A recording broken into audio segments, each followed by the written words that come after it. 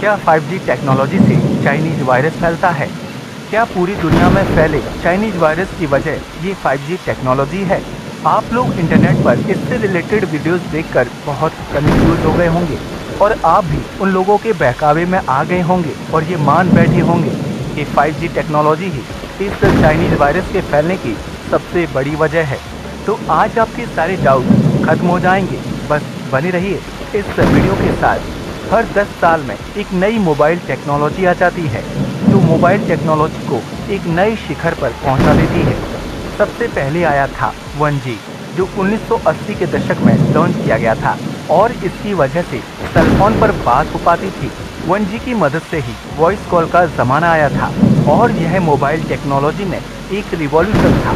इसके बाद आया 2G जो एनालॉग सिग्नल की जगह नई टेक्नोलॉजी के डिजिटल सिग्नल से कॉल और मैसेज की सुविधाएं प्रदान करता था। 2G 1990 के दशक में लॉन्च हुआ था और इसकी खास बात ये थी कि इसमें भेजी गई कॉल और मैसेज दो लोगों के बीच रहती थी और कोई बीच में उस बात को सुन या पढ़ नहीं सकता था। यह फीचर 1G में मौजूद नहीं था। 2G पहला ऐसा कदम था जहां पर प्राइवेसी को इम्पोर्टेंस दी गई थी। उसके बाद 1998 में आया 3G और इसने ही हमारी दुनिया को पूरी तरह से डिजिटल कर दिया। आज जैसे इंटरनेट की वजह से आप इस वीडियो को YouTube और Facebook पर देख रहे हैं, वह 3G की ही देन है। यहीं से इंटरनेट की दुनिया की शुरुआत हुई थी। 3G में एक नई तरह की कॉलिंग टेक्नोलॉजी आई थी जिसे आज हम वीडियो कॉलिंग के नाम से बुलाते हैं। 3G के बाद लॉन्च किया गया 4G जो 2008 में आया और इसने इंटरनेट की स्पीड को और भी ज़्यादा बढ़ा दिया और उसके साथ साथ HD TV और गेमिंग जैसे फीचर्स को भी इनेबल कर दिया। 4G की मदद से ही स्मूथ गेमिंग की जा सकती है और इसकी मदद से ही आज हम HD TV में वीडियोस को एंजॉय कर पाते हैं। इसके बाद आता है 5G जो 2019 में फैलना चालू हो गया था। इससे 2G, 3G, 4G के द्वारा किए गए काम तो किए ही जा सकते हैं और उसके साथ साथ इसमें मशीन टू मशीन कम्युनिकेशन का एक नया फीचर भी आ गया है जिसके बारे में कंपनीज आगे प्रचार और प्रसार करेंगी। ऐसा दावा किया जा रहा है कि 5G की स्पीड 4G से 100 गुना ज़्यादा होगी और इसमें इंफॉर्मेशन के ट्रैवल करने की स्पीड बहुत ही ज़्यादा तेज होगी। 5G टेक्नोलॉजी को इंटरनेट ऑफ थिंग्स कहा जाएगा क्योंकि यह कार से लेकर बाइक तक हर जगह इस्तेमाल में आएगा। इस बात से ये बात तो बहुत आसानी से और साफ साफ पता चलती है कि आजकल के ज़माने में इंटरनेट जानकारी लेने और देने का सबसे अच्छा जरिया बन चुका है। अब छोटी से बड़ी हर जानकारी हमसे बस एक सर्च दूर है। लेकिन इंटरनेट चलाते और इस्तेमाल करते समय हमें यह बात हमेशा अपने दिमाग में रखनी चाहिए कि इंटरनेट पर दिखाई गई हर जानकारी सही नहीं होती। आजकल ऐसी ही एक जानकारी इंटरनेट पर बहुत तेज़ी से फैल रही है और वह जानकारी ये है कि 5G टेक्नोलॉजी की वजह से चाइनीज़ वायरस की संख्या बढ़ रही है जिससे यह वायरस और भी तेज़ी से फैल रहा है। कई लोगों का तो ये भी कहना है कि चाइनीज़ वायरस की दूसरी लहर का कारण 5G ही है। खैर, आज के इस वीडियो में हम आपको इस विषय से रिलेटेड हर एक जानकारी देंगे और ये भी बताएंगे कि आखिर 5G से चाइनीज़ वायरस फैलता है या नहीं। इस पूरे टॉपिक को समझने के लिए आपको सबसे पहले 4G और 5G क्या है और यह कैसे काम करते हैं इस बात की अच्छे से जानकारी होनी चाहिए। दरअसल 4G और 5G में G का मतलब जनरेशन होता है। यह दोनों ही मोबाइल नेटवर्क्स हैं जो इंटरनेट को आप तक पहुंचाते हैं। मोबाइल नेटवर्क 3 चीज़ों से मिलकर बने होते हैं और इनमें से किसी एक चीज़ के भी ना होने से पूरा सिस्टम खराब हो जाता है। इसमें पहला पार्ट होता है रेडियो एक्सेस नेटवर्क। दरअसल यही वो पार्ट होता है जिससे आपका फ़ोन कनेक्ट होता है। इसके एंटीना आपको शहरों में लगी छतों के ऊपर देखने को मिल जाते हैं और टावर के ऊपर भी ये एंटीना लगे होते हैं। इसके बाद आता है हमारा कोर नेटवर्क जो मोबाइल नेटवर्क का सबसे महत्वपूर्ण पार्ट होता है। इसी पार्ट की वजह से आप जिस इंसान को मैसेज करना चाहते हैं या जिस इंसान को फ़ोन लगाना चाहते हैं वह कर पाते हैं। अंत में आता है ट्रांसपोर्ट नेटवर्क जो रेडियो एक्सेस नेटवर्क और कोर नेटवर्क को आपस में जोड़ने का काम करता है। अब बात करते हैं उस पार्ट की जिनकी वजह से कई लोग डरे बैठे हैं सिर्फ ये सोचकर कि वह उनको बहुत ज़्यादा नुकसान पहुंचाएगी।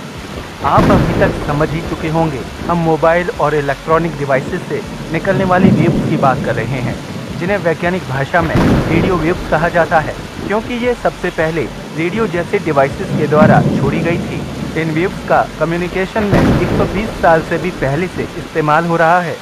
रेडियो वेव्स भी लाइट की जैसी इलेक्ट्रोमैग्नेटिक वेव्स होती हैं, जो फोटोन नाम के पार्टिकल से मिलकर बनी होती हैं। रेडियो वेव्स की फ्रीक्वेंसी लाइट की फ्रीक्वेंसी से कई गुना कम होती है। इसका मतलब ये है कि ये आसानी से किसी भी कोने में जा सकती है और बिल्डिंग के आर पार भी हो सकती है, जो लाइट नहीं कर सकती, और इन्हीं कारणों की वजह से इसे कम्युनिकेशन में यूज़ किया जाता है। अब आप समझ ही गए होंगे कि जब हम एक बंद कमरे में भी होते हैं, तब भी वहाँ हमारा मोबाइल नेटवर्क काम कैसे करता है। इतनी बेसिक जानकारी ये समझने के लिए काफ़ी है कि आखिर 5G के क्या नुकसान हैं और क्या सच में इससे चाइनीज़ वायरस फैलता है। 5G के आने की वजह से बैंडविड्थ बहुत ज़्यादा बढ़ जाएगा। जिनको नहीं पता उनके लिए बता दें कि बैंडविड्थ का आसान भाषा में मतलब होता है किसी भी वेव को ट्रैवल करने के लिए ज़रूरी जगह। जब 3G का ज़माना था तब कम टावर में ज़्यादा बड़ी एरिया को कवर किया जा सकता था, क्योंकि तब बैंडविड्थ कम था और काफ़ी कम लोग इंटरनेट का इस्तेमाल करते थे। उसके बाद आया 4G, जिसने बैंडविड्थ के एरिया को और भी ज़्यादा कम कर दिया, यानी नेटवर्क को दूर तक पहुंचाने के लिए ज़्यादा टावर्स की ज़रूरत पड़ने लगी।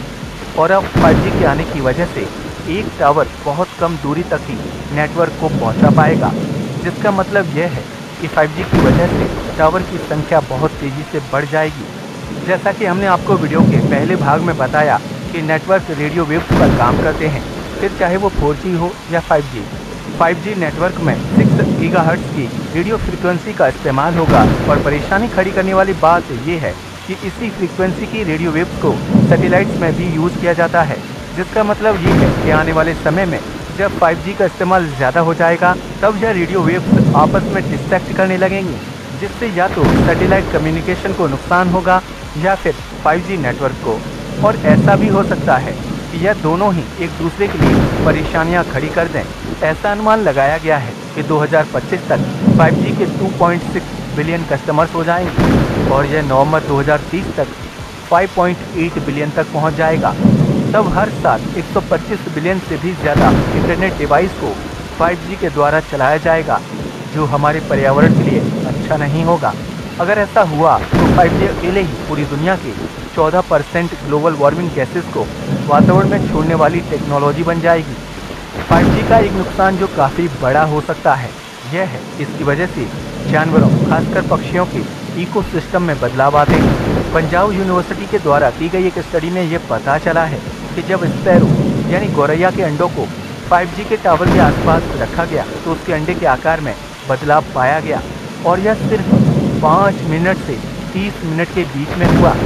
दरअसल ऐसा 5G की रेडिएशन की वजह से हुआ था।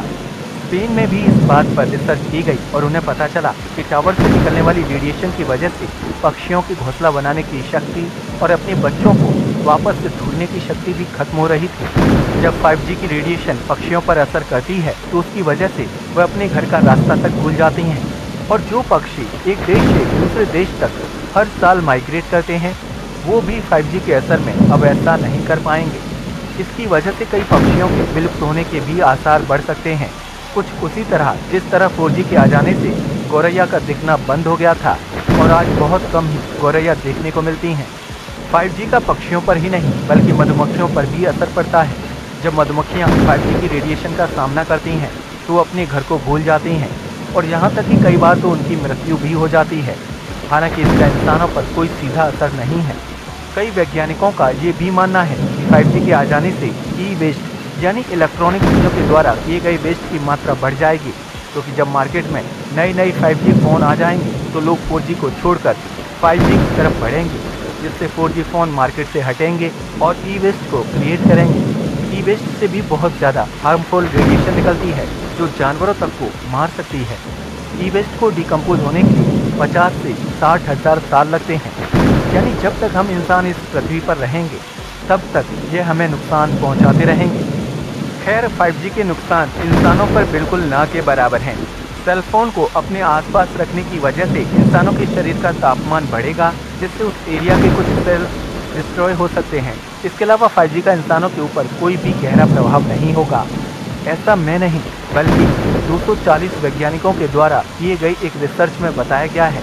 उसमें ये बात भी बताई गई है कि अभी हम 5G से रिलेटेड ज़्यादा कुछ नहीं कह सकते, क्योंकि यह अभी पूरी तरह से मार्केट में लॉन्च नहीं हुआ है। इसके लॉन्च होने के 3-4 साल बाद इसके अच्छे और बुरे असर अपने आप ही सामने आने लगेंगे। खैर, रही बात कि 5G से चाइनीज़ वायरस फैलता है, तो ये बात बिल्कुल गलत है। अब आप अपना ही दिमाग इस्तेमाल करके इसका उत्तर निकाल सकते हैं। भला कैसे मात्र एक वेब की मदद से एक वायरस फैल सकता है? इंटरनेट पर जहाँ पर भी आपने इस जानकारी को पढ़ा है, वह गलत जानकारी है। तो आज की इस वीडियो में हमने जाना कि हर 10 साल में मोबाइल टेक्नोलॉजी में एक बहुत बड़ा बदलाव आता है, जिसे हम ई नाम से पुकारते हैं, जिसमें ई का मतलब होता है जनरेशन।